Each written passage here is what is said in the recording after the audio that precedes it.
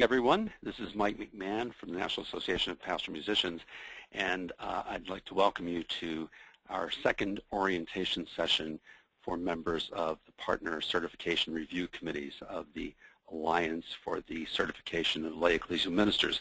You'll notice our beautiful logo is on the lower right-hand portion of your screen, and we're very happy to be having this second webinar with Sean Reynolds and Charlotte McCorkadale. I'm going to let each of them introduce themselves, and then we'll get started.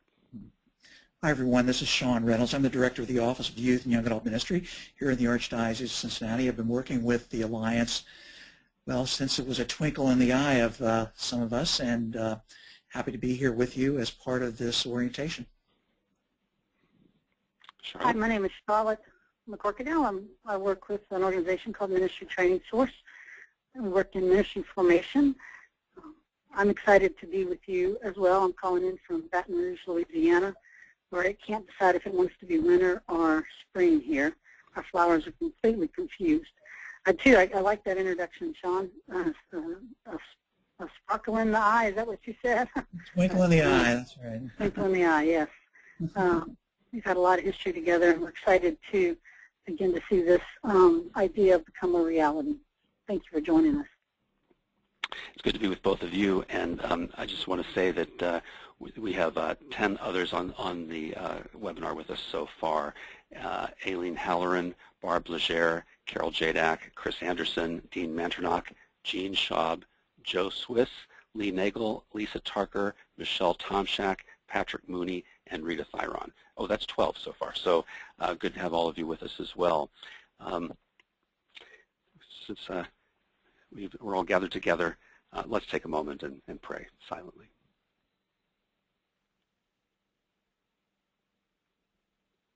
Pour out on us, O Lord, we pray, a spirit of truth, understanding, and peace, that we may know with all our hearts what is pleasing to you, and with one accord pursue what we have come to know.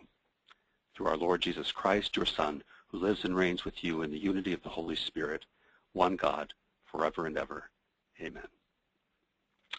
Well, again, welcome to everyone. As we begin our webinar today, we just want to say a word of introduction about how we're going to go about this and what we're going to do. The three of us will each take a portion of the presentation today on the initial application for admission to the certification process. And then both during our presentations and at certain places during the presentation, we'll have the opportunity for questions and or discussion. So there are two ways to participate.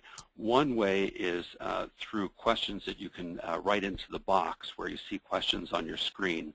And I'll be monitoring those throughout the session and raise those at the appropriate times. Also, at certain times during the presentation, we'll have the opportunity for you to speak. And the way you'll do that is to raise your hand. You'll see that there's a little icon with a hand on your screen, and when we ask you if you'd like to say something, you can just click on that icon, and that will let us know that you'd like to speak, and then we'll unmute you. By the way, if you see a notation on your screen that says you are being muted by the organizer, that doesn't mean you can't hear, obviously, or probably can hear right now. It does mean that you can't speak until we enable your audio. So that will be at various times during the presentation. So again, welcome and thanks for joining us. You remember that the last time we spent some time really doing an overview of the national certification process. And just to get our conversation started today, I'd like to recall that this process at its heart is pretty simple. It has three major components. The first one is application for admission to the process and a decision regarding a person's acceptance as a candidate. That's going to be the focus of our presentation today. And you'll know that, of course, it requires lots of information and lots of documentation, which we'll be getting into shortly. The second step, once a person has been admitted as a candidate, is for them to prepare their materials, meaning the materials that are going to go into their portfolio. And they get guidance both from the PCRC and from an advisor to the extent that that's appropriate or necessary. And then finally, the third step is the submission of documentation for review and decision regarding certification. That is submission of the portfolio with all of the components that you'll find in the master document regarding certification procedures. We're not going to be getting into steps 2 and 3 today. We're going to deal strictly with step 1 because we have a deadline coming up, which we'll say more about a little later on March the 1st, for application into the certification process. So let's now talk about what it's like for someone to apply for admission to the LEM certification process. I'm going to take this first section and just do a walkthrough of what is required of the candidate in making application for the process.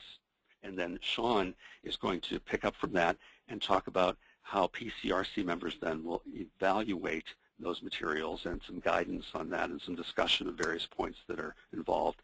And then Charlotte is going to pick up and talk about one of the major components of that, which is the ministerial autobiography, and with a more in-depth description of that piece of work, and also some guidance on how to evaluate it. So let's dive right in. First of all, when someone is applying for admission to the process, they are not applying to become a generic lay ecclesial minister. They are applying to be certified for a particular ministry specialization. So they need to indicate whether they are applying to be certified as a director of worship, a parish life coordinator, a pastoral associate, a director of music ministries, a parish catechetical leader, a youth ministry leader, including Pastoral Juvenil Hispana, or a diocesan youth ministry leader, also including Pastoral Juvenil Hispana. Now, each of the organizations indicated next to those various ministry designations are the organizations that will receive the applications. That is, the PCRC from each of those organizations will be the ones who to receive and to evaluate then the application for admission to the process. So no generic LEM. It's also important to note that at the beginning of the application, this is pointed out in our document and on the application form itself, that the prerequisites for admission to the certification process are, first of all, education in a field related to one's specialized ministry, for example, a bachelor's degree or equivalent. Now, in the creation of the certification procedures, there was a lot of discussion about this particular element, whether a bachelor's degree should be required, and if so, a bachelor's degree in what and from where. And Sean's going to have a little more to say about that later, but you should notice that this prerequisite is stated very carefully, not to be overly limited, but at the same time to give some kind of benchmark for what that level of education ought to look like or be equivalent to. And then the second prerequisite is a minimum of 3 years of full-time, defined as at least 30 hours a week, or 6 years of part-time, defined as 15 hours a week, of pastoral ministry experience in the ministry specialization for which the person will be seeking certification. So in the case, for example, of NPM, someone who is applying to be certified as a director of music ministries needs to show that they have at least 3 years of full-time or at least 6 years of part-time pastoral ministry experience in that particular role. Now, you're going to find the initial application form on pages 72 to 77 of the certification standards and procedures document that we distributed. If you don't happen to have that document, please send us an email and we'll make sure that you get that. And you might want to take note of these pages so that you can study that application form yourself later on. We've been doing a lot of scurrying here in Washington, D.C., and the online version of that application, which is the version that candidates are supposed to be using, will be available this week. In fact, it may even be available by now. I know that Lee Sturton over at NFCYM was working on that to get that online. All right, so when a person begins to fill out the application, there's a lot of information that they're going to be asked to provide. And this slide just lists the information that they've got to fill out on the form itself. I'm going to get to the documentation in just a moment. But first of all, they need to provide their membership information. Many of our organizations give people membership numbers, and there's a place for them to fill that in if that's the case. That kind of verification is going to be done, of course, by each organization themselves. Then they need to fill in their name, address, phone, email, fax, all the kinds of things that people are accustomed to filling out on any kind of form, just that information. The next piece is to list the dioceses in which they reside and in which they serve. Those both have different ramifications. For example, music director at a parish in the Diocese of Arlington, although I reside in the Archdiocese of Washington, and both those pieces of information are going to be important for us. Any current certifications by the diocese. Some dioceses have certification processes that are recognized, and as Sean, I think we'll get into a little later, it's going to be really important to distinguish between certification and a certificate. Completion of a program is not necessarily the same thing as certification for a specialized role. Also, any other relevant current certifications. If their candidate happens to be certified in a field or in a role that is related to their ministry, that should be listed also. The name and contact information for the references that they're going to be using. And those references need to be from at least the supervising pastor or equivalent. And that was, again, very carefully worded because most of our folks are going to have a pastor who is their supervisor, but that may not exactly be the case. So there's some room for recognizing different ministry situations. And also the information about 2 colleagues in ministry who have firsthand experience of the candidate's ministry. So the contact information for those 3 people who will be providing the references. And then a listing of their educational background. Now the form provides for people to put down the institution that they attended, the dates that they attended, and any degrees or certificates that were attained there. And we'll see more about that when we get to documentation. And finally, a resume of ministerial experience, meaning listing the places in which they've ministered, the position that they held there, and the dates during which they were working in that role at that particular place. So those are things to be filled out by way of information on the form. In addition to the information, candidates are going to be required to provide a lot of documentation. Now, these include the long form of their baptismal certificate. That usually has to be requested at the time because the long form is notated, and so they'll need to request that from the parish where they were baptized. They need to document any current certifications, say from a diocese, including the term of their certification and any official description. You know, I'm hearing feedback, and I think one of our presenters may have the audio on in the background. You're going to need to listen through the phone or through headphones in order to prevent that kind of feedback. In addition, other documentation includes letters of recommendation. This refers to the references that we saw on the information page a moment ago, and those recommendations are supposed to be given using the official Alliance reference forms, which are also in this document that describes all the procedures.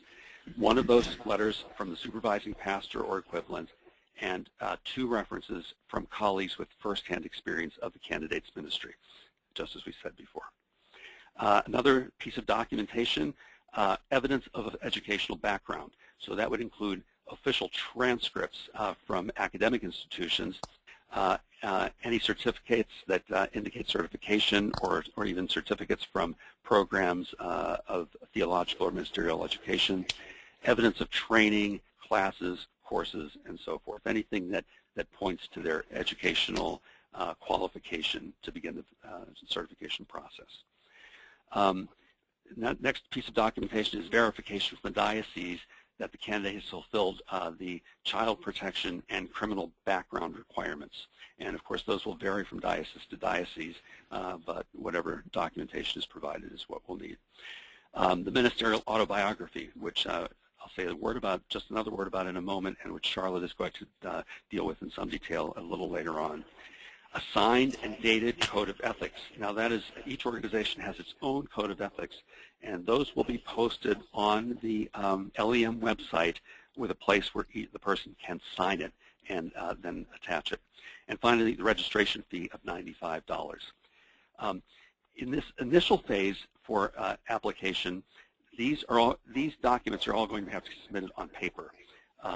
So it means gathering all those documents together and the registration form, and then sending them to the national office of the organization that represents that particular ministry. The application form itself, with all the information we just talked about a moment ago, that can be done electronically, needs to be done electronically on the website. Just fill in the form. But then the documents need to be gathered up and then stuck in the mail with the check to the national office. And that's all that information will be available on the LEM certification.org website. Just let me say a word about the ministerial autobiography, which Charlotte's going to talk about in detail. This is a narrative description of the applicant's human, spiritual, intellectual, and pastoral formation experience, including a theology of ministry and a focus on a particular ministry specialization. It's to be no more than 5 pages, double-spaced, 12-point font. So it's not very long, but it needs to be holistic and help them to get a general sense of ministry and also reflection on their particular ministry. And again, as I say, Charlotte is going to talk to us in greater depth about this in a few moments. Once all that material has been gathered and sent in and the deadline has passed, then it's up to the organization, presumably the office, to send a letter acknowledging receipt of the application. And there is a sample of that letter on page 123. You might want to notate that page, 123 in the certification procedures document. And then, of course, the next step will also be a conversation with the applicant to assess their readiness. And Sean is going to talk about that in his section, so stay tuned for that. And with that, I'm going to pass it along to Sean to talk to us about now reviewing the application. Sean? Michael, thank you, and thanks for that great synopsis of the initial application process. In fact, let me, if I could, interject before I launch into the next piece, that what we've run into already is some confusion out there regarding the initial application for admission to the process and application for certification, and just to suggest that keeping our own internal language very, very clear as far as that's concerned, I think will be really helpful for people. For instance, when people are applying for application, or when they're applying rather for initial admission to the process, sometimes that's referred to as, well, I'm applying for certification, and you know, I hate to be a hair splitter or an eye dotter or T-crosser, but I think being very clear to people that this is how you get into the process, not how you apply for certification, that involves quite a bit more, as we know. So if we could advance to the next slide with that little bit of a sort of a caveat there. On page 42 of your manual, if you have it there, actually I'll be highlighting several different pages, calling our attention to them. I'd like to read aloud exactly what the manual says in terms of the initial application process. It says this, if you're following it on the bottom of page 42, I'm going to go directly to point number 3 under step 1, application for admission to the certification process. Application review and decision, one member of the PCRC conducts a conversation. So not an interview, I think that's an important distinction, a conversation with the applicant to review his or her materials. Each application will then be submitted for approval to the full PCRC. Decisions on initial applications will be communicated within 2 months of the application deadline, March 1st or October 1st. Applications are approved then, here's where the nub of the thing is, applications are approved based upon, as you'll see there on the slide, the applicant's qualifications, number 1. Secondly, the potential of the applicant to complete the certification process. And then thirdly, the applicant's suitability for ministry. The next several slides have to do with those three items: the applicant's qualifications, the potential of the applicant to complete the certification process, and the applicant's suitability for ministry. We're going to break open each one of those and discuss a little bit about how one can accomplish those and how each PCRC can accomplish an assessment of each of those pieces. Okay, if we could advance the slide. In terms of the applicant's qualifications, the first element which will need to be checked is whether or not that laundry list of applicants' materials is in fact complete. One of the pieces that I've noticed as I've reviewed the various checklists and so forth in the manual here is that other than the application form itself, there isn't a checklist, and that will need to be developed. In fact, let me even just mention that as we go through here, each of these, I'll be highlighting a sequence of tasks that, in fact, someone will be needing to take responsibility for, either at the NCRC level, at the AC level, or the PCRC level. One of them, and the first that I would mention, is a checklist. Whoever, if it's a staff person at the national organization or a member of the PCRC, whoever the initial review will need to include going through the checklist simply to see that all of those materials are in, and that they are in a form that is palatable to the PCRC. We'll get into that, a little bit more on that in just a minute. Included, too, as Mike again enumerated at the outset, is evidence of education in the field related to one's specialized ministry, a bachelor's degree or equivalent. In fact, Mike and I were even in a brief conversation about this immediately prior to this webinar as two individuals, and I know there are others, Carol and others, who were part of our task group that developed these pieces. I'd like to break this open just a bit because it dovetails with things that will be coming. The question being this: is that bachelor's degree or equivalent, is it necessary for that person's degree or the equivalent to come from an accredited Catholic institution? And I think, as Mike will be quick to point out, there are music ministers, for instance, directors of liturgy perhaps, who will have a degree from other than a Catholic institution. This is going to be an interesting thing to see how it unfolds as the PCRCs actually get applications and assess them. The bottom line here, as you see, is a bachelor's degree or equivalent in field related to one's specialized ministry. Well, if that's music and the person's bachelor's degree happened in an institution that is expert in musical preparation but not in Catholic theology, that's going to be something that we're going to need to be working with, because the theological requirements, both in the standards, and I'll highlight these in just a bit, both in the standards and in the portfolio requirements, call for preparation, theological preparation in the Catholic faith tradition. So as PCRC members are engaging in reviewing these applications and actually having the conversation, that's part of what we'll need to be attuned to is their theological preparation, and if it is or is not part of their bachelor's degree or equivalent. Secondly, another piece of work that will need to be developed, and we knew this as we worked in the task group, is equivalency. So, for instance, if a person does not have a bachelor's degree, and we purposefully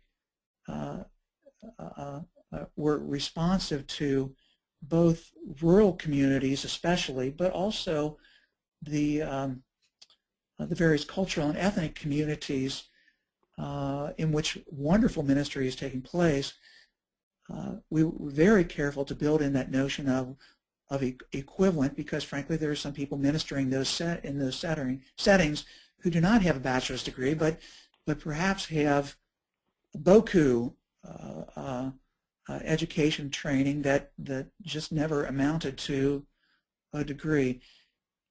Part of the task of the PCRCs, as written in our documentation, is to develop the means to evaluate that kind of equivalent education and measure it against what would be typically expected as a bachelor's degree in order to come to a reasonable kind of assessment of that the kinds of equivalencies that would be laid out there. In other words, rather than putting in the educational component of the application a degree from an accredited university, it could frankly be a conglomeration of a variety of different kinds of educational materials, some of which happened in the United States and some of which did not, some of which perhaps happened even in a different country.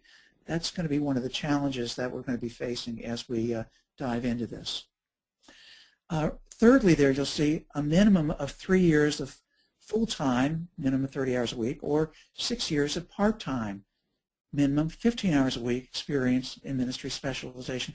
I'd like to offer some remarks about this based upon our experience here in Cincinnati as we have for many years done certification.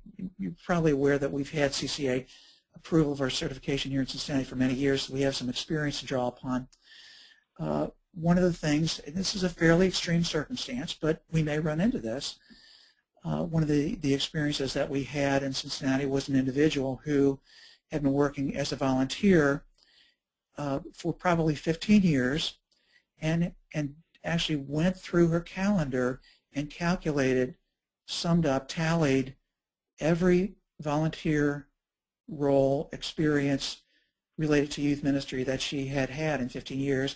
And her contention was that she had served far more than the requirement that we were asking for. We may run into that.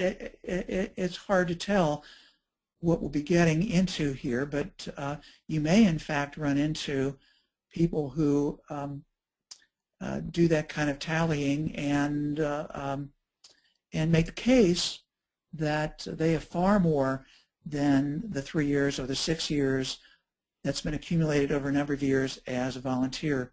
Quite frankly, because we don't have developed yet a set of standard operating procedures to cover these eventualities, I'm not quite sure how the Alliance is going to respond to those kinds of applications. However, I would suggest this: we did not accept the person because here was our rationale that lay ecclesial ministers, that the easiest way, I think, and besides looking at the criteria for lay ecclesial ministry in co-workers in the vineyard of the Lord, is to use the screen, if you will, of staff level ministry. By virtue of the criteria in co-workers, we know that volunteers typically don't qualify as a staff level, nor do they qualify in terms of those 4 criteria that are in co-workers of the vineyard of the Lord. I forget what page it's on. So as we move forward, developing standard operating procedures and assessing the applications that come in, these are the kinds of considerations that would need to be in front of us. We can move to the next page here. As Michael mentioned, valid evidence of full communion. What I want to highlight here is it's variously referred to as the long form. The point here is to determine both from the baptismal record and from the references that are offered and are required as part of this initial application, whether or not there are any ecclesiastical impediments to a person's ministering in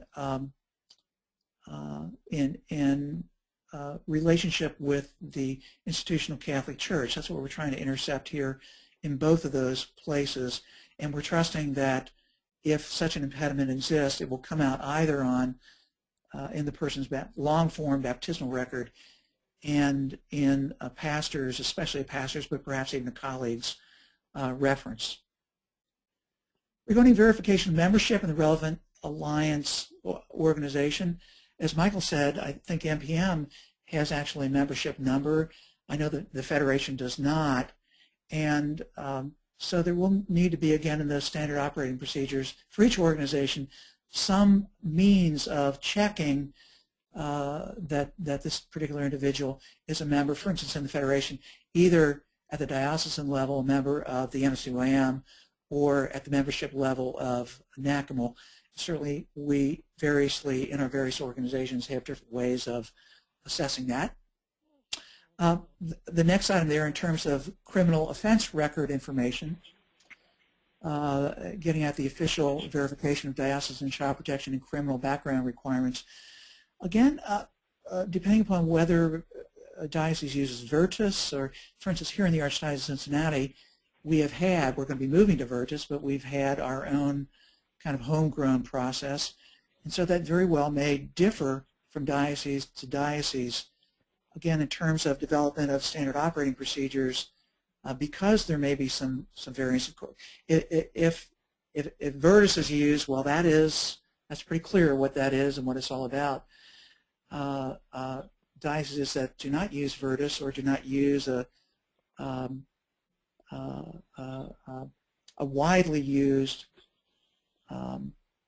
assessment process regarding this criminal offense record information and official verification, there will need to be some vetting of whether or not a particular form that's submitted is actually the diocesan the formal or official format for securing that kind of documentation. And then finally, you'll notice when you get into the Code of Ethics section in our documentation that some of the codes of ethics, well, at least one, I'm familiar with the federations, is designed to be one that a person actually gives assent to and signs off on. To the best of my recollection of the codes of ethics, not all of them are that way, so part of the adaptation that will need to happen is that the codes of ethics that the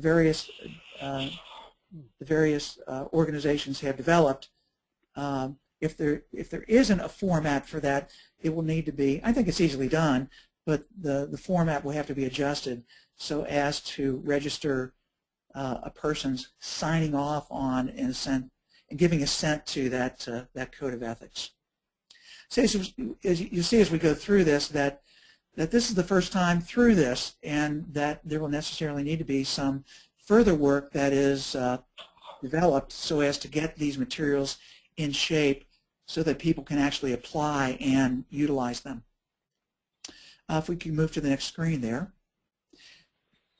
With this screen, we're moving to the second of the three items that I listed, I read aloud, that appear on the bottom of page 42 and page 43 of the documentation. And this gets at the conversation. As I mentioned before, the conversation isn't intended to be an interview. However, it is intended to discover, both for ourselves and the applicant, whether or not they're situated, in fact, to successfully complete the certification process. So it really is a back and forth. It's not a one-way conversation. These items, I would suggest, again, would land in the documentation that will need to be developed, along with other things that could be understood to be standard operating procedures. They're not included in our documentation, and they're designed to add to the stuff that's in our documentation. Number one would be an oral review of the timelines, requirements, the portfolio development process, the advisor role, and penalties for late materials. I'll hit on that business of penalties in just a minute, what I mean by that. We don't have explicit penalties, but there are ramifications for people for their not concluding the submission of the materials within a given amount of time. That's actually on page 34 of our documentation, and it's included under our fees. But let me get to that in a minute. What do I mean by oral review of timelines, requirements, portfolio development process? The idea is that if I'm a PCR member and if I'm going through the requirements in this conversation, what I'm trying to help the person, the applicant, do is to get a sense of what's going to be involved and whether or not the work that will be required can actually be accomplished within a given amount of time.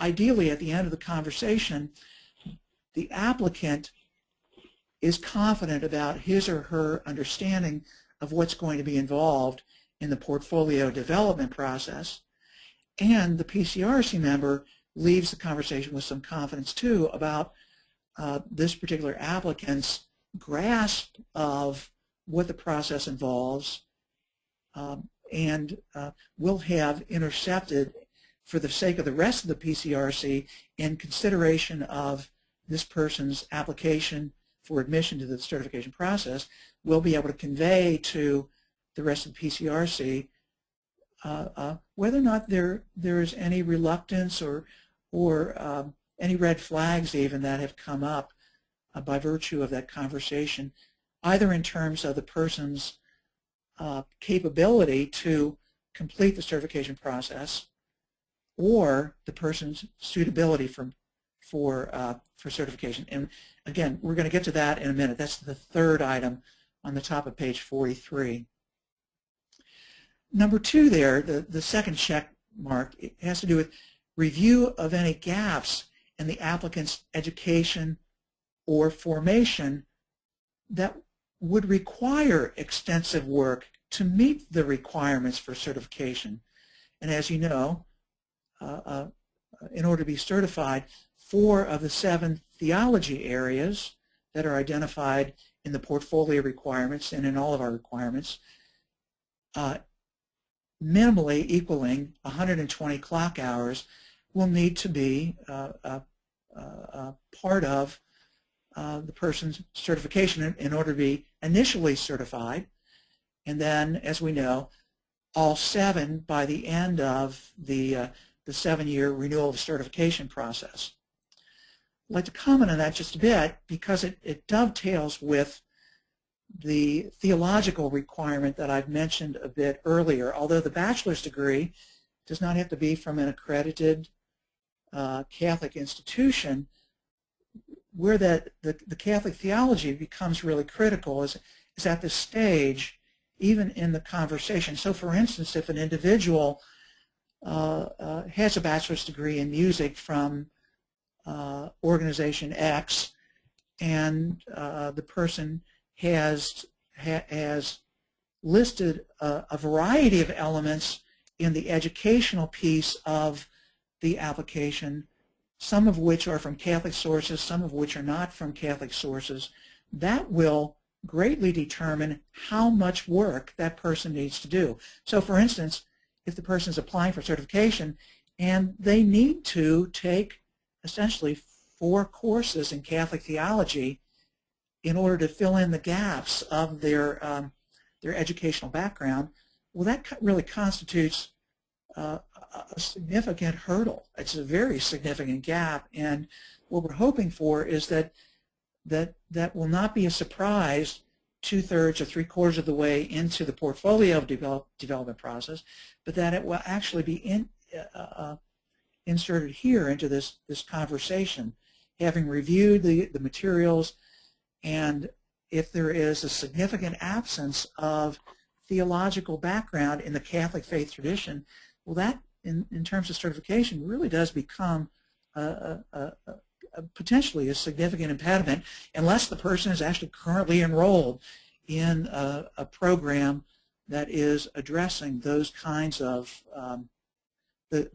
theological background. I'd like to, if I could, actually highlight a couple things just to bring that home. On page 21, which is in the part of our document regarding the standards themselves Standard 3 under intellectual, if you have the document, you can turn to page 21, but I'll read it aloud. Standard 3 goes like this. A lay ecclesial minister demonstrates understanding of the breadth of Catholic theological and pastoral studies, get the word Catholic in there, as well as the intellectual skill to use that knowledge in ministry with God's people from diverse populations and cultures. On page 77, when you get into the detail of what's required in the portfolio, you will see there on page 77, which is part of the application. Actually, this is part of the ministry. I'm sorry, I'm not accurate there. Let me clarify. Part of what Charlotte's going to be talking about in terms of ministerial autobiography is under B, number 2, areas of strength and growth in understanding the theology of the Roman Catholic Church. I don't want to beat a dead horse on that, but I do want to call very close attention to that, because people will variously be submitting, again, a variety of different kinds of evidence of educational background, and particularly in terms of completing the certification process within a given amount of time. If the person needs to do really significant theological education, then it could very well be that the person is not ready to do this process. That takes us actually to page 34, which is the fee structure and this business of penalties. What I mean by a penalty is this, that if you, again, you have your manual there, you can go to page 34 under fees. There is the initial application fee, which is non-refundable, the $165 candidacy fee to be paid upon acceptance into the certification process, and then here is what I've listed as a penalty. I think it would be viewed that way by people, that there's a $100 candidacy fee for applicants who do not achieve certification within 1 year of their admission to the certification process.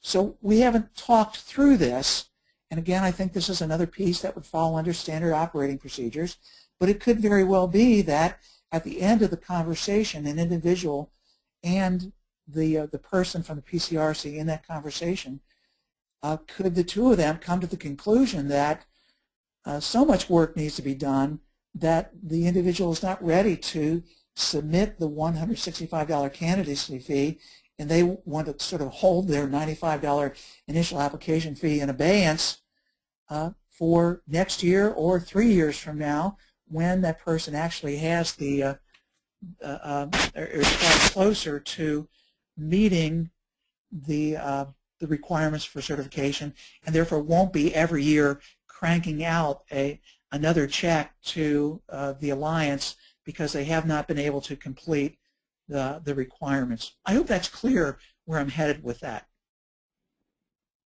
The key question in that conversation is this, as it says at the bottom of the screen, going back to the slide here: how would you the candidate, I mean the applicant, not the candidate yet, the applicant, see how, boy, I get tripped up on the language.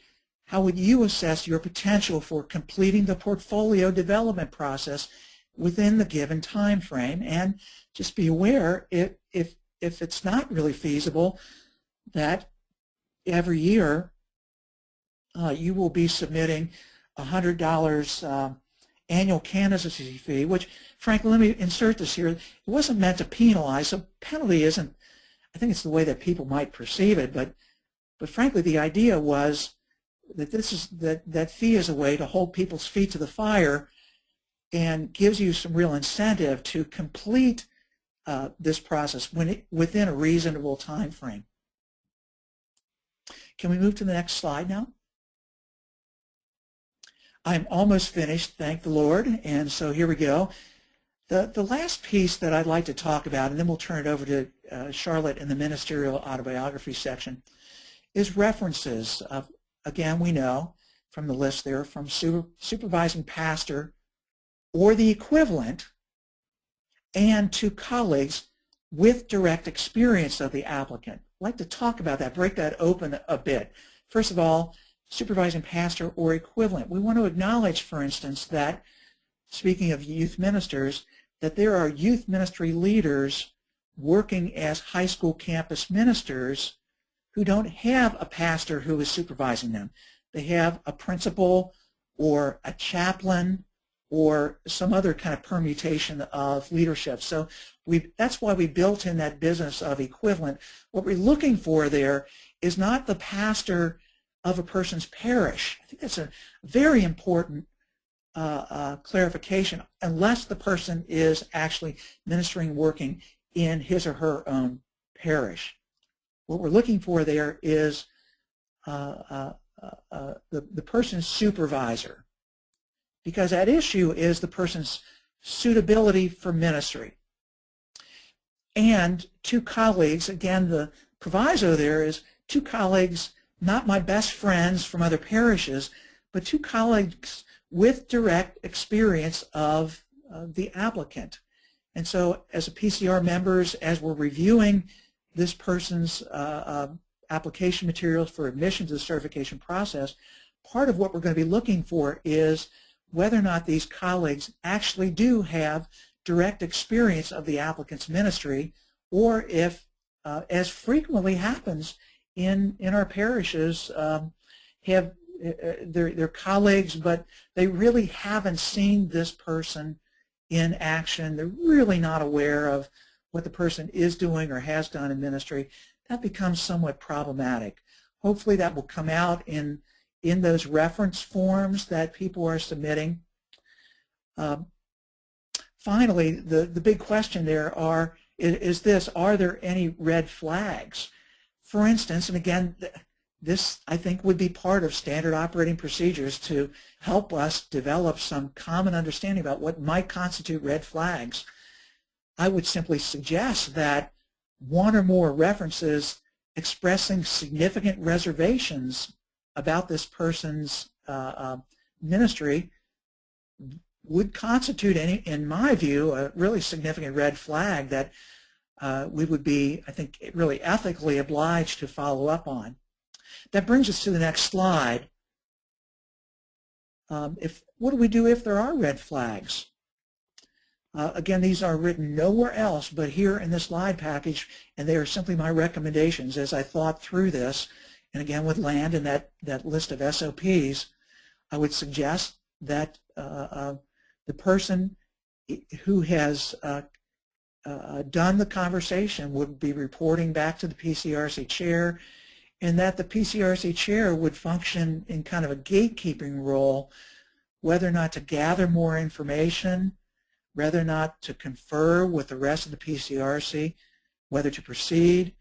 And by proceeding would mean, again, because our procedures call for the entire PCRC to make a determination of acceptance into the certification process, proceeding would be not to move forward with the decision, but proceeding to put the applicant's materials out in front of the rest of the PCRC.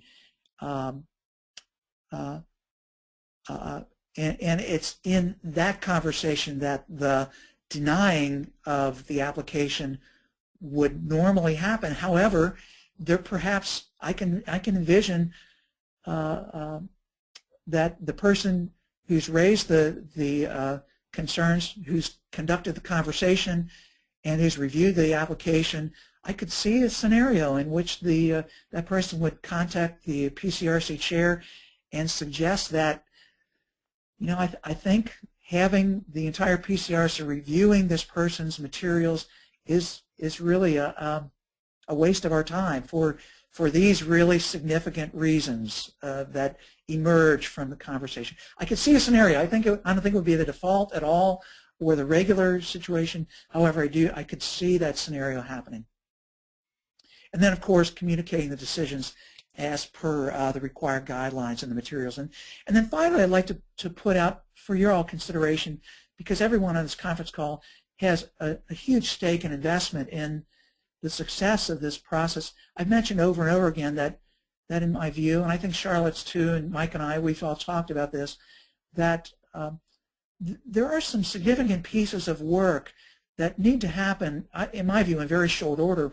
One is the conversion of many of the very general kinds of materials that are in our documentation that we submitted to the CCA into a set of standard operating procedures, and actually this webinar is maybe a beginning of that.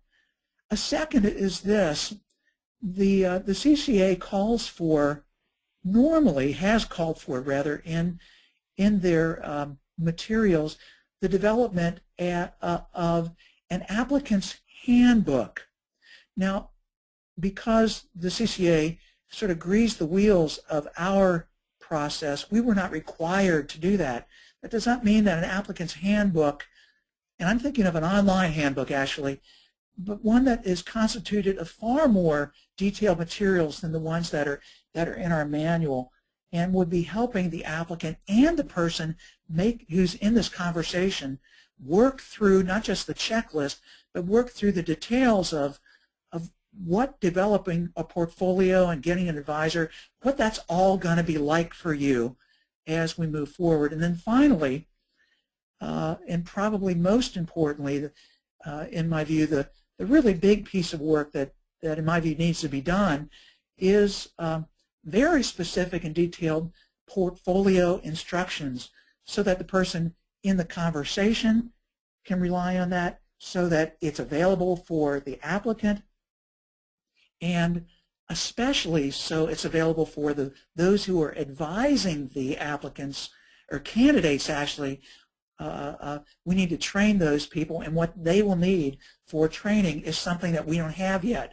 All that we have in our documentation is a very general view of what would be required in the portfolio, and what is needed, again in my view, is a detailed set of portfolio instructions, how you go about developing these, along with a rubric or a way of assessing those. Otherwise, what we'll end up with is a real mishmash of stuff at the other end of as people in very good faith, advisors and candidates, try their best to meet our requirements, but submit all kinds of materials that either don't get them there or don't get us there, or are variously misunderstood between the organizations or even within the organizations.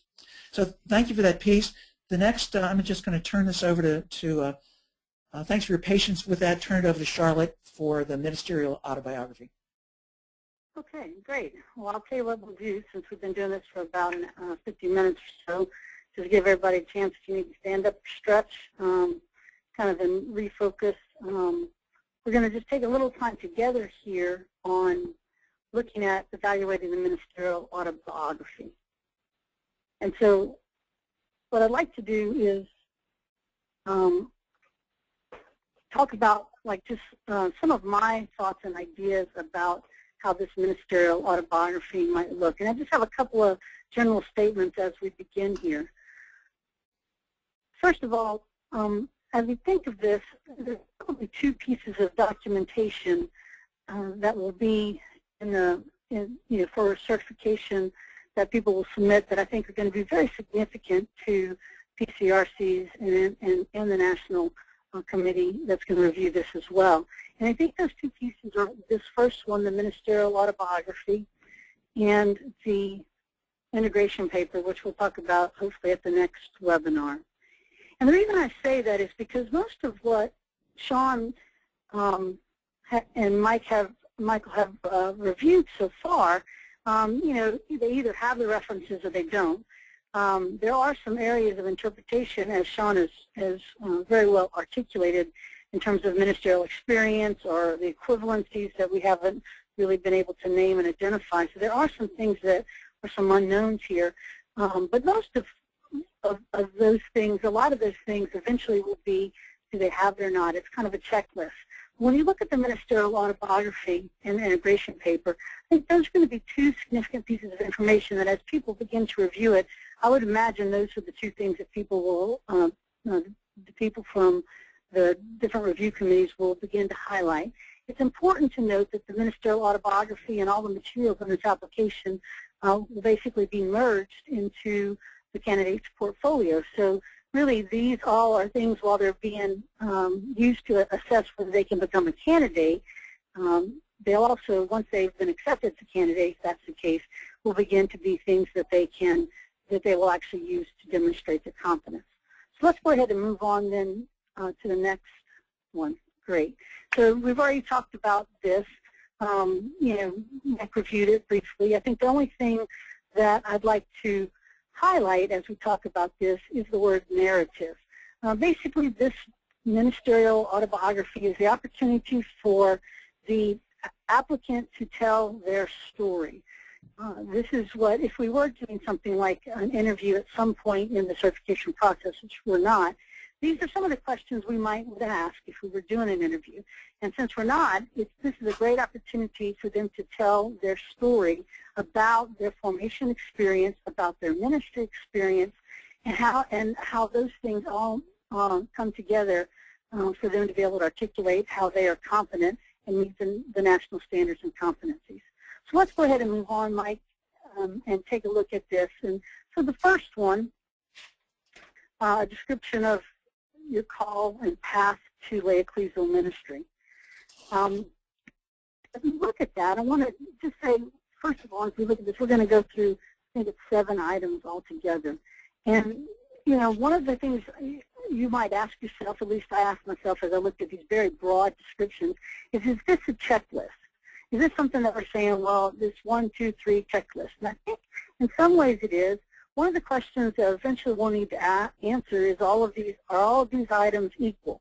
I definitely think that as PCRCs view this ministerial autobiography, they should be looking to say, have the candidates actually included all of these things in some form? And I think one of the things that you will note as you're going through this tells a lot about the candidate in terms of what they choose to enter.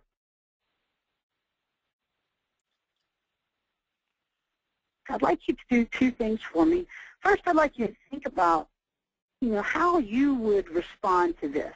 As a lay ecclesial minister, you've all been selected because of your expertise in ministry, and that's been demonstrated. And so you all, in some way, shape, or form, should be able to answer these questions as well. And so how you will answer them will provide an important lens for you to kind of evaluate and really in many ways interpret this autobiography and how that tells you about their readiness to be certified.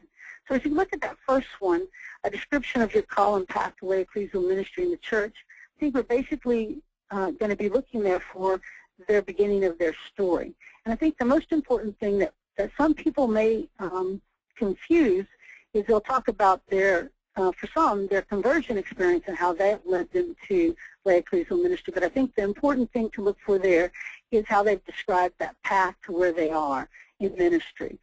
Even if that includes some of their faith history and faith journey, I think that's appropriate.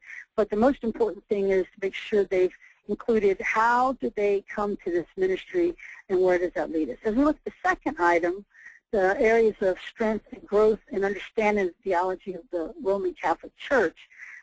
This item, as well as a couple of other items in this checklist, so to speak, are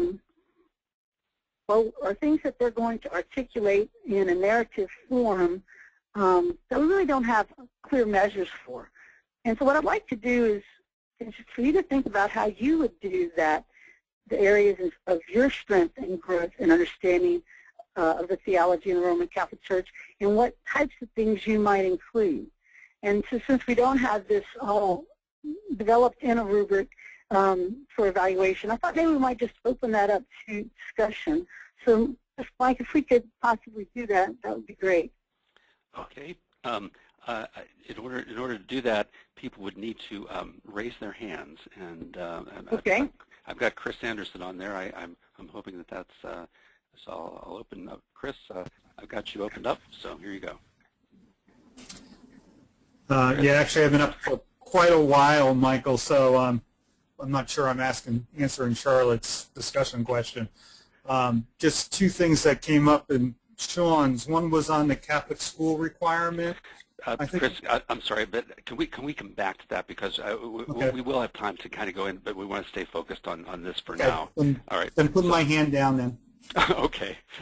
All right. Would someone just like to take a stab at this? Because, I mean, I can give you some of my thoughts about this, but I think it would be great if someone would just say, you know, what would your answer be, so that it wouldn't, you know, I don't know. I don't remember all the names of the folks that are on here, but I do remember Patrick Mooney is on the list. So let's say Patrick Mooney for me having to select him and pick on him, because that'll be what I do next if I can get no one else to answer.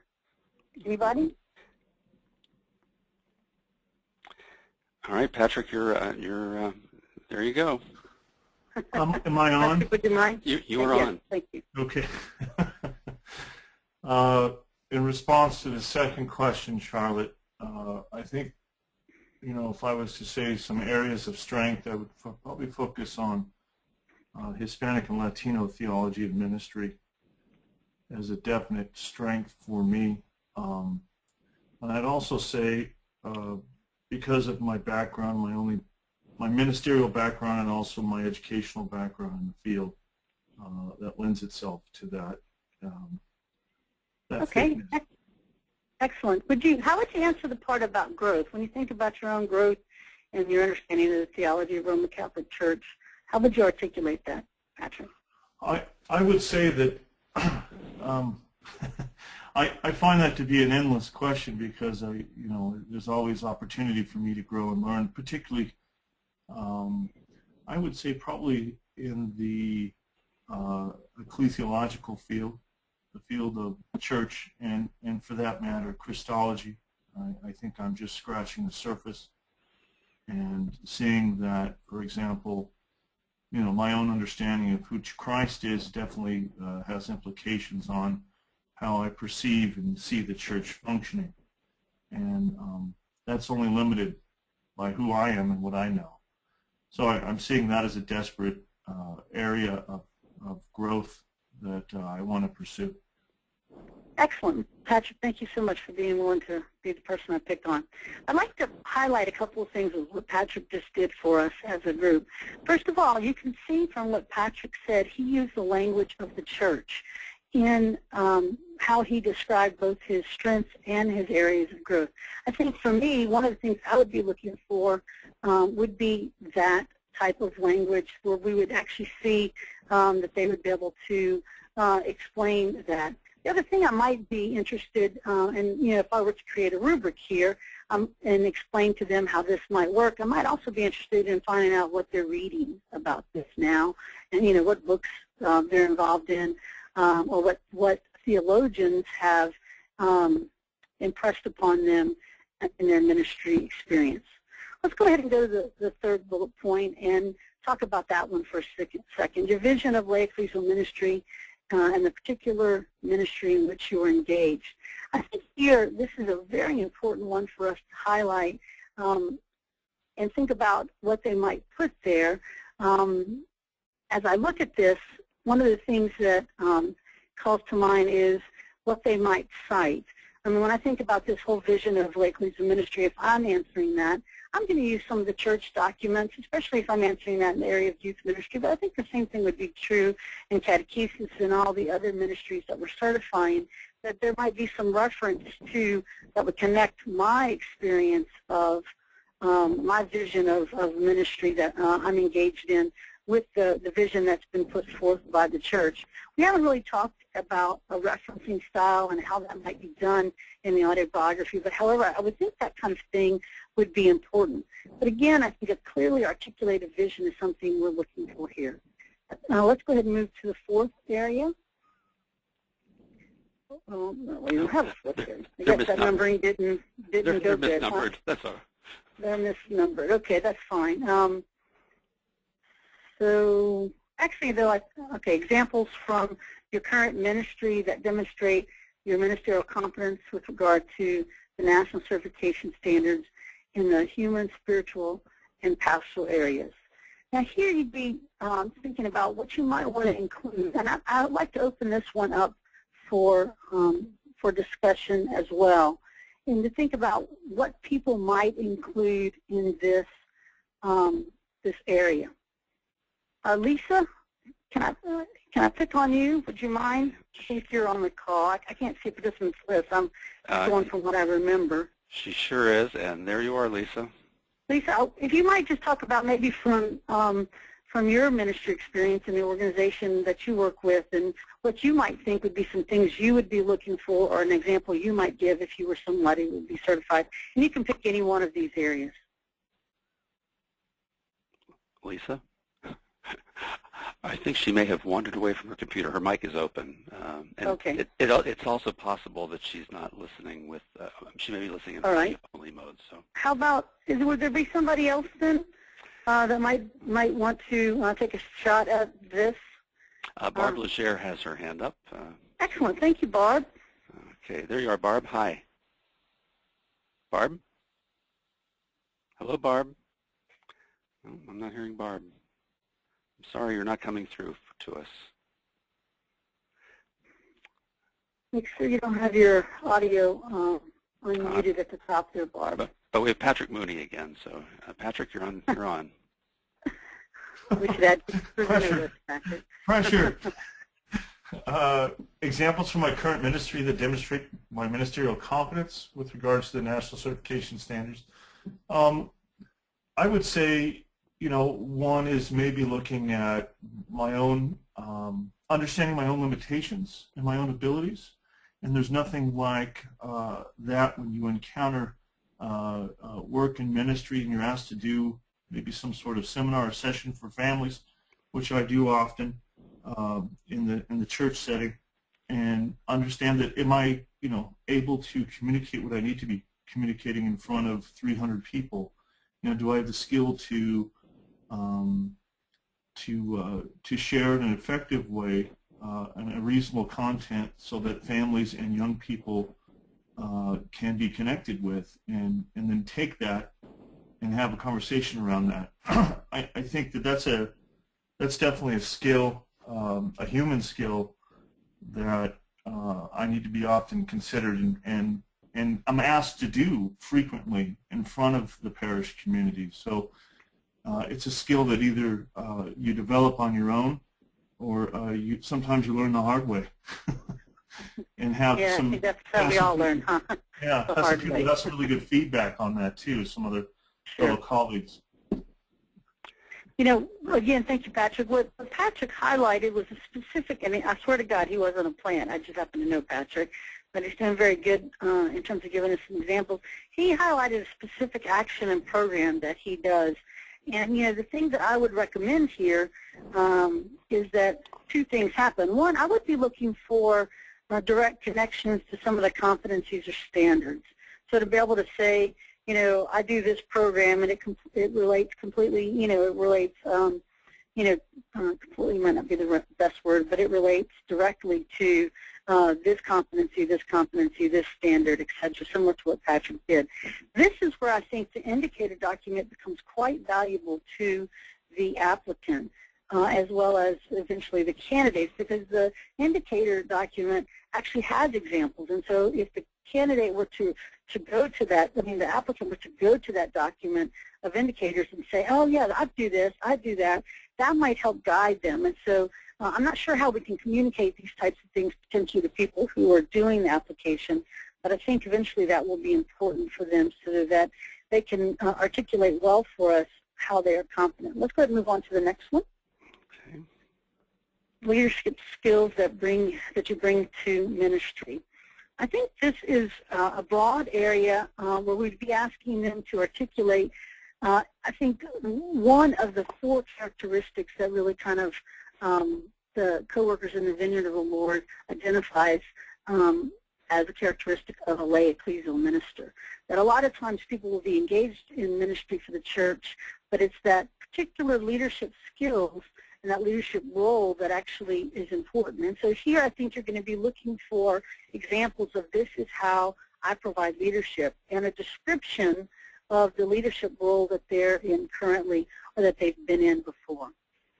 The next one, number 7, or really it's number 6, but the satisfactions and struggles that have been part of your ministerial story. And so I think in many ways you'll see that, and if I were to reorder these, I might put this one right next to the first one, which is a description of your call and path to ministry, because I think these satisfactions and struggles that have been part of that journey is probably also some part of what they might articulate in terms of their path to ministry. And so here I would be looking for two things. Want to make sure they include both areas. Some people, depending on their particular personality type, might emphasize more of their satisfactions and how this has been really good and have a hard time articulating maybe their struggles or areas of growth, for example, that Patrick talked about a little bit. And so I think being able to do both of those things is very important. And then finally, your plans for the ministerial future, your ministerial plans for the future, rather. I think that last one is just saying, it's kind of the end of the story of where do I see myself going from here. I think also, let's see, I think that one's pretty clear. This also might be an area where they might list things that they would like to grow in. But I think really this is kind of articulating, this is where I see myself going. If I'm a lay ecclesial minister in a parish setting, serving as catechetical leader, and I might say, well, I see myself growing and I'd like to eventually move into this type of ministry or see how this ministry might expand in the future. So that's the types of things that you might be looking for. Overall, I think as you're assessing this ministerial autobiography, you're looking for, I would be looking for rather, this is Charlotte McCorkadale's opinion, but I would be looking for how effective are they at articulating and communicating about themselves and their ministerial story and journey and experience, because I think that's really clear, really critical rather, that they're able to do that as we go about certifying folks. We need to make sure that that is something that we can feel comfortable with, that they can articulate, they can write well, and they can communicate well, they can structure their ideas in a short, concise format. I think all of those things will be very important. And so I'll end my part there, but hopefully maybe we can have time for some discussion about that at the end. Thank you. Great. Thank you, Charlotte. I'm going to just add just a little postscript to what Sean and Charlotte have done, and then we'll open it up. Just in terms of now, once all the evaluation has been done, and the PCRC has come to a decision about the applicant. This is the process that then is going on. As Sean mentioned in some detail, there's a conversation that takes place between a PCRC member and the applicant to review the materials. And then the PCRC decides, based on the criteria that Sean mentioned at the very beginning of our time together here, with the applicant's qualifications, the potential to complete the certification process, and the applicant's suitability for ministry. The PCRC makes and communicates the decision within 2 months of the application deadline. So that would be May 1 for applications submitted on March 1, or December 1 for October 1 applications. There is a letter of acceptance into the certification process you'll find in your manual on page 124, and also a letter denying acceptance into the certification process on page 125. It's important that these official kinds of documents are formulated and sent so that there is an official record of those things, although I suspect that in some cases a personal conversation would also be appropriate, but those letters are to be done. Okay, I think we're ready now to move into some questions and comments. A lot of people have already submitted questions in writing, but I know we had Chris Anderson on here a second ago, so I'm going to open up to Chris and let you talk, Chris, and then I'll look for some questions in the meantime. Go ahead, Chris. Just two things that jumped out when Sean was talking. One was the Catholic College and the Catholic degree issue. I've already heard from some of my members, including the one I live with, about this being an opportunity for some women who have done their theological education outside of Catholic schools for economic reasons to address some of the issues that keep coming up with that. So when we're looking at equivalencies, don't get you have to look at the degree from the non-Catholic school with an eye of equivalency as well. The other thing is the red flags. One of the things that's already come up with someone who called me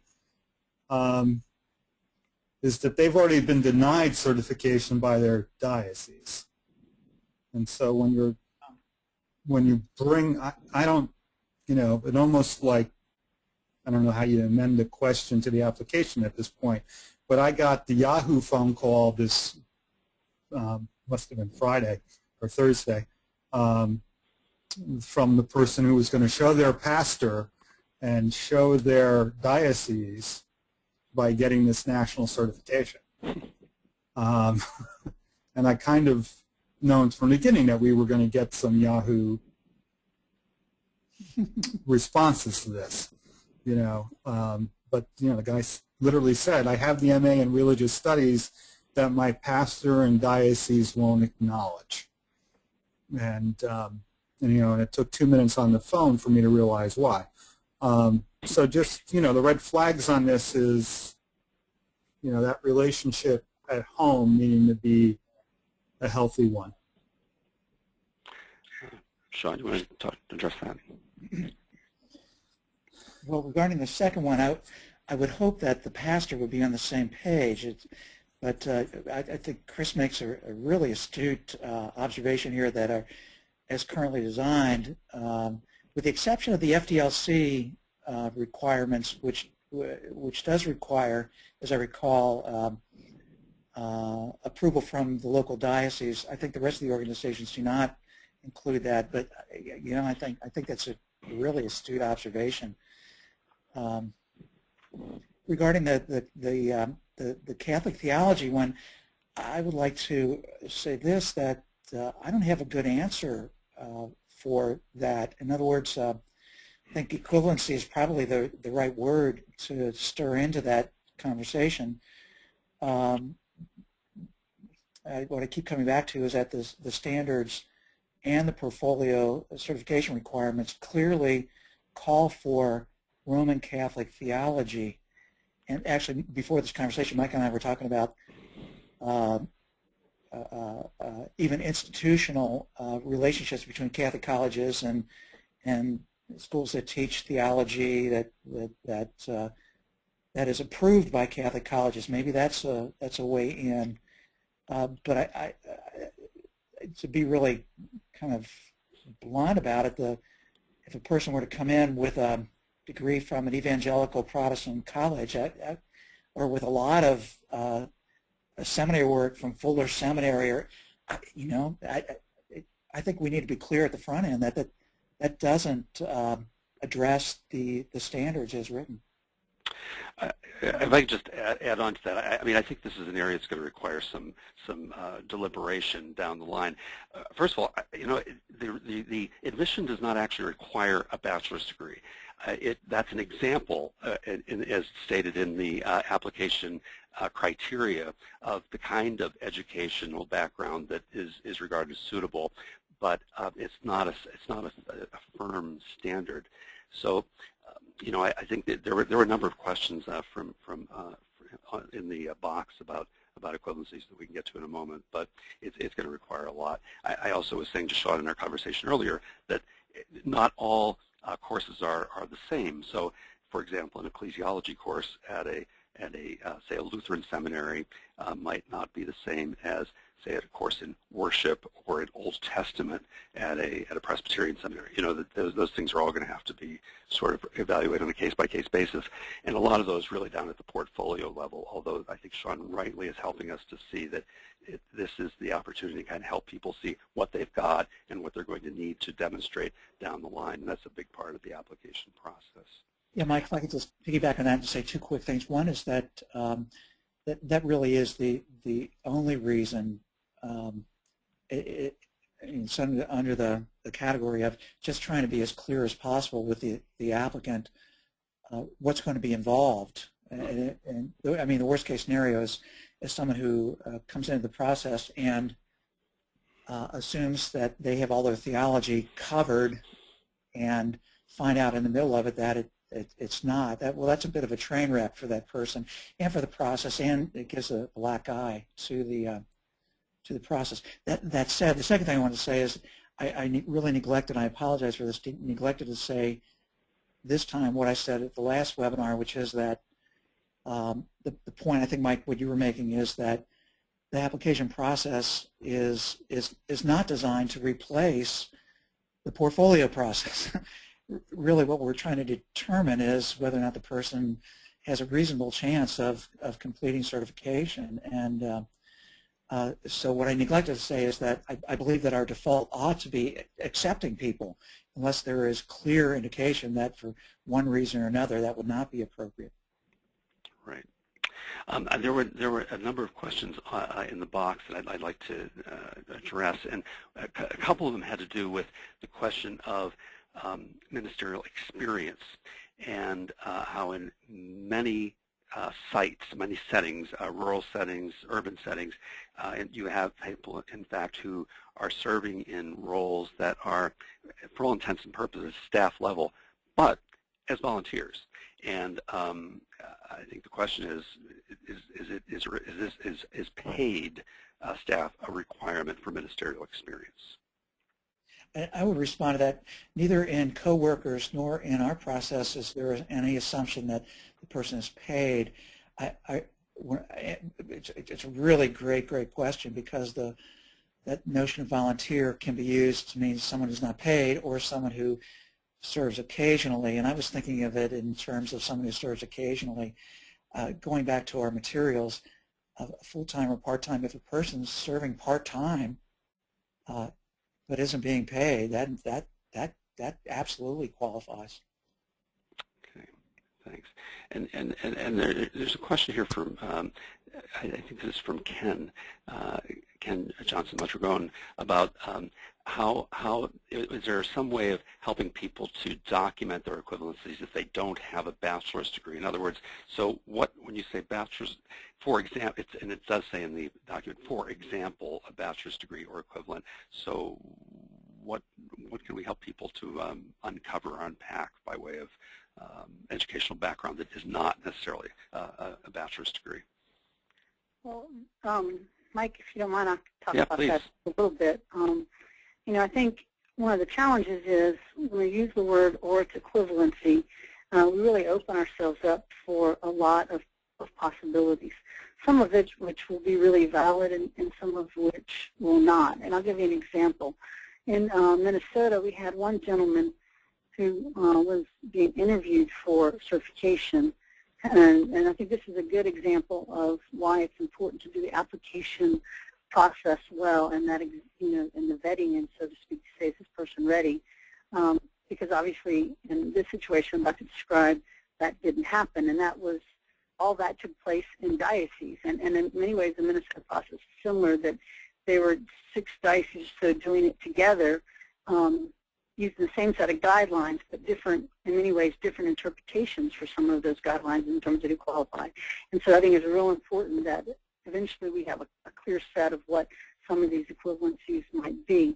But anyways, back to my story, the gentleman, as we were talking about, his theology education, because we had the words or its equivalency in one of our sentences, he was saying that he had read every theological book that ever had been written, and that his experience and knowledge of theology is far better than some people who might have a master's degree. So unpacking that with him to say that actually didn't count, because really part of what we're talking about when we think of characteristics of a bachelor's degree is a formal systematic program. And so that's one of the things that I think when you're looking at equivalencies, you want to say, what does a bachelor's degree symbolize? It symbolizes they've been assessed. It symbolizes they've gone through a systematic program of education that somebody else developed and guided, not just by their own selection, but it's something that is more maybe comprehensive or systematic based on that. And so I think those are some of the criteria you might be looking for as you think of what equivalencies might be.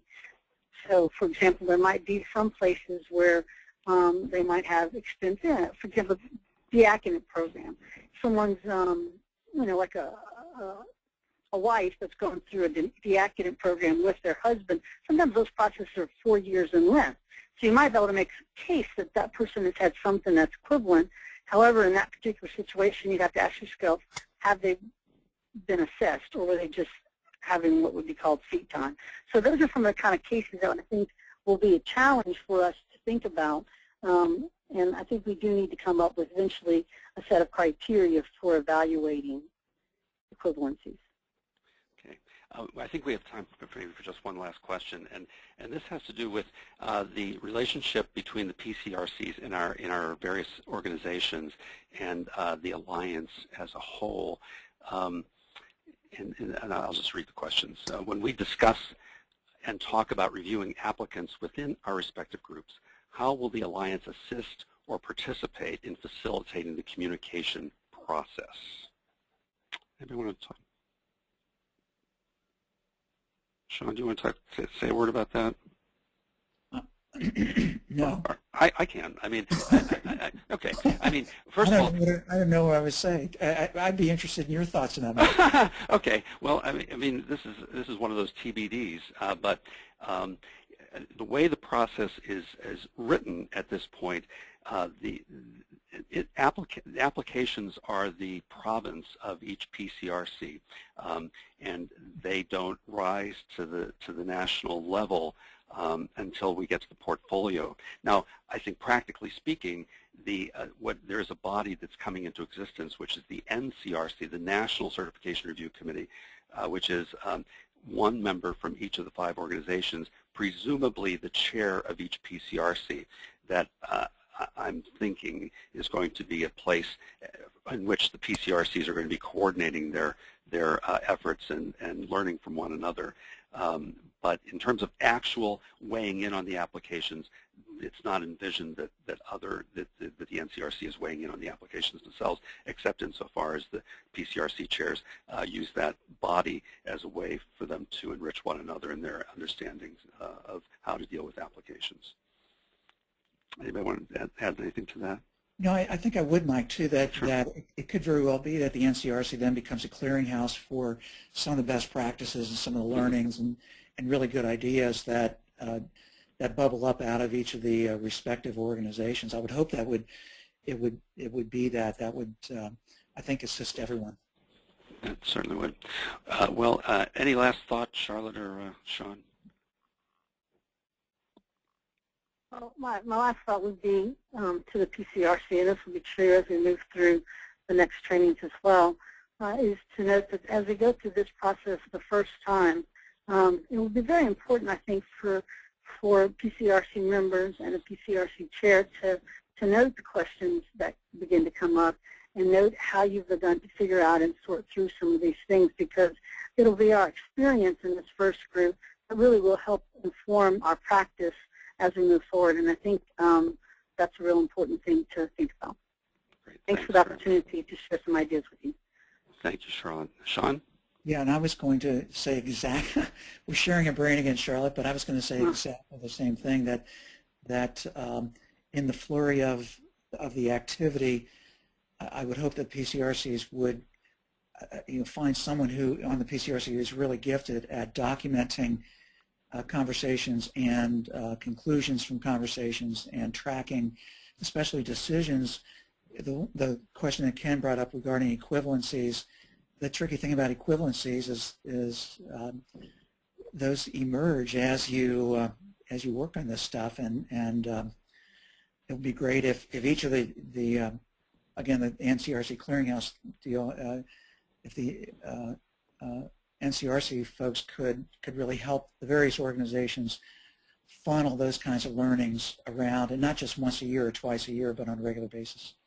Thanks so much.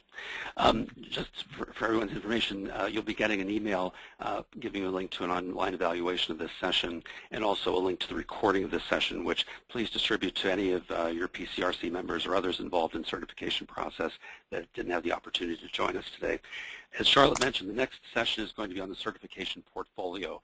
That date has not been set yet, but we'll let you know just as soon as we know. Thanks so much for joining us today. I hope this was beneficial to you. It was a real privilege to be with you all today. Thanks so much. Thank you, Mike.